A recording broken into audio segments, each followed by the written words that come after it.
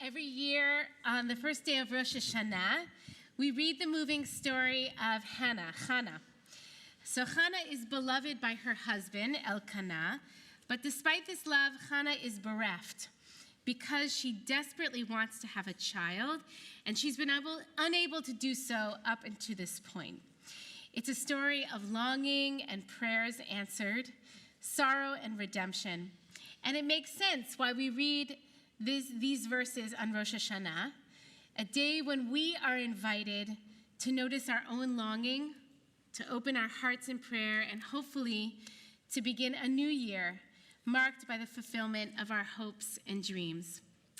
But if you read the Haftorah closely, I'll tell you 3 things that you won't find anywhere in the text. Everything happens for a reason. God doesn't give you more than you can handle, and good vibes only. These are popular American aphorisms. You often see them printed on t-shirts and bumper stickers. But here's the thing, they just aren't true, at least not in my understanding of Jewish tradition. And personally, I find them super unhelpful.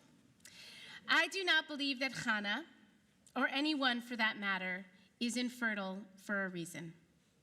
Over the course of Hannah's life, she may render meaning, insight, and even blessing from this struggle.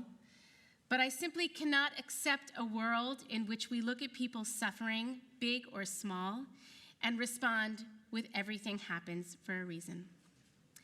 And there is no indication that Hannah is doled out just the right amount of suffering she can manage. Quite the opposite.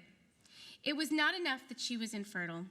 Our Haftorah describes the way her husband's other wife, Peninnah, taunted her cruelly and made her life even more miserable. Sometimes life overwhelms us. Our difficulties mount, and it's not abundantly clear that we are going to emerge unscathed. And finally, this is hardly a good vibes only story. To the contrary, Hannah brings her misery, her upset, her sorrow, and shame to the Holy One. She doesn't limit herself to positive thinking, nor does she hold back in allowing her feelings to be felt and her prayers to be uttered. I share this here and now because I believe these phrases, none of which are particularly Jewish, do more harm than good. I would offer the following sentiments instead. They aren't as catchy, but they feel a whole lot more true.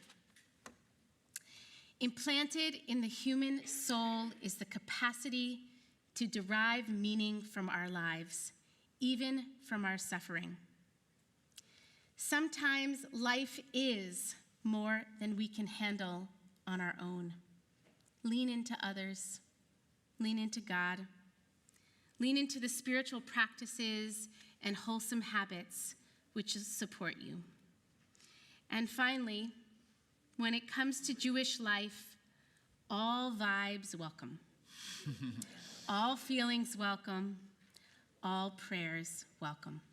You can follow along with the Haftorah on page 108.